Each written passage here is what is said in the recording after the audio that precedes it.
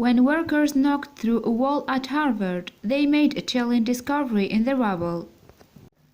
It's 1999 and construction teams are hard at work on renovating Holden Chapel, one of the most historic buildings on Harvard University campus. Indeed, if these walls could talk, they would no doubt have plenty to say. But as workers begin to demolish a brick structure in the building's basement, they have no way of knowing that they are about to uncover a dark secret. As workers focused their efforts on the basement of Holden Chapel, they began to dig into a brick circle. The mortared ring resembled some kind of cistern or well. However, as the remodeling team broke through the intriguing round structure, they made a chilling discovery within. It seemed that construction workers had stumbled upon some kind of primitive garbage chute, likely dating from the time that Holden Chapel formed part of HMS. That's because, within the cavern, the renovation team found scientific equipment such as microscopes, lights, and beakers. Furthermore, shell which may have been used as a disinfectant was discovered inside the hole. There were also some unidentified red crystals and some jars of pickles and mustard. Confusingly, workers found some old shoes too, seemingly left behind from a bygone time in Harvard's long history. But this random assortment of artifacts was far from the most unusual items discovered during the renovation work on Holden Chapel. That's because construction staff also located a number of discarded human bones, some of which had been disturbingly sewed in two. Work on the Holden Chapel was temporarily put on hold following the chilling discovery of the bones. An associate professor of anthropology at Harvard, Carol Mandrake, was then called to investigate the site, and she couldn't help but jump to a dark conclusion as to how the human remains had ended up there.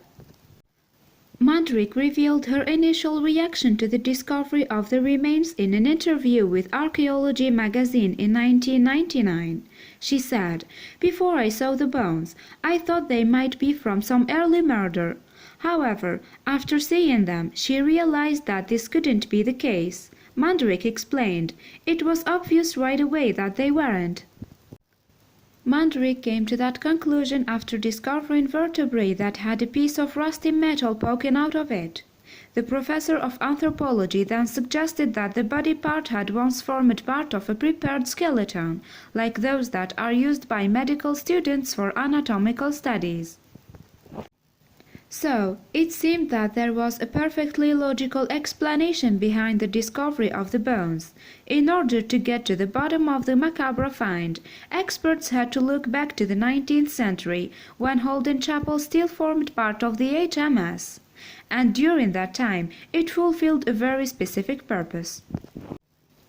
Between the years of 1782 and 1810, the Holden Chapel had been the school's main location. However, for 40 years after that, the building was used specifically for anatomy classes. In that time, real human bodies would have been used for teaching students, therefore explaining the discovery of the bones. Human bodies have been used in medical education ever since the Renaissance era. Today, medical schools rely on anatomical donations to aid their studies. They are still tested on their knowledge of the human body by having to dissect a cadaver. But back in the early 19th century, donated bodies weren't in such ready supply. So it seemed that the most plausible explanation behind the discovery of the body parts was that they belonged to cadavers used during the 18th century at HMS. The bones appeared to be random and did not form intact skeletons. This meant that they may have been preserved for study, while the rest of the body was laid to rest. Though macabre, the bones offered anthropologists a unique insight into the early years of HMS.